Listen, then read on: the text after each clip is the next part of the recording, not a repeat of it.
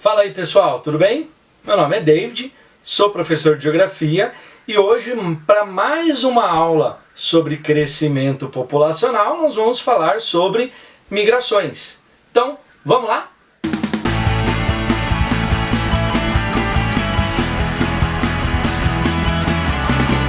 Bom, migrações. O que é uma migração? Migração nada mais é do que o deslocamento de um indivíduo de um lugar para o outro, ou indivíduo ou de uma sociedade. Certo? Os motivos que geram a migração, eles podem ser dois. Atrativos, que é aquilo que atrai, que a pessoa vai por vontade própria, como por exemplo, melhores salários, oportunidade de empregos, melhor qualidade de vida, estudos, então aquilo que atrai as pessoas.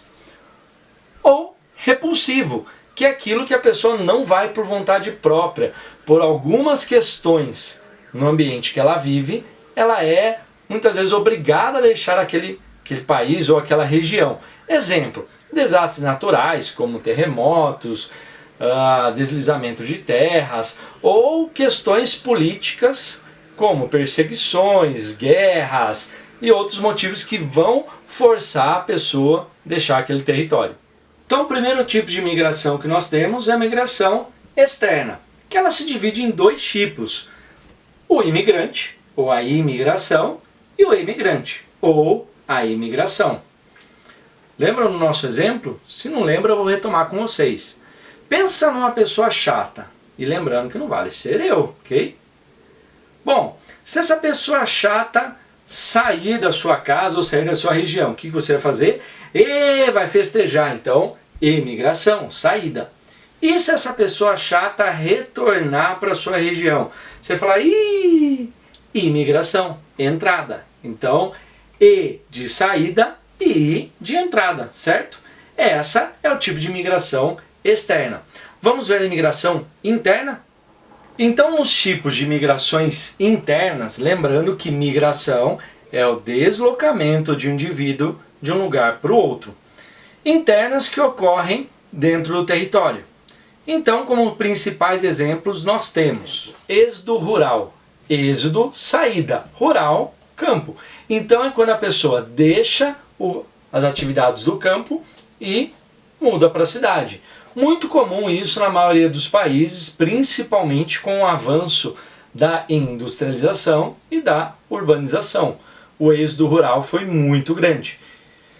Segundo tipo de exemplo, uma migração temporária, como o próprio nome diz, é por um tempo. Então a pessoa mora numa determinada região e por motivos daquela região que ela mora não possuir uma escola, uma universidade, ela muda para fazer essa universidade, terminando o curso, ela retorna para sua cidade natal. Ou seja, eu fiz uma migração por um tempo pré-determinado.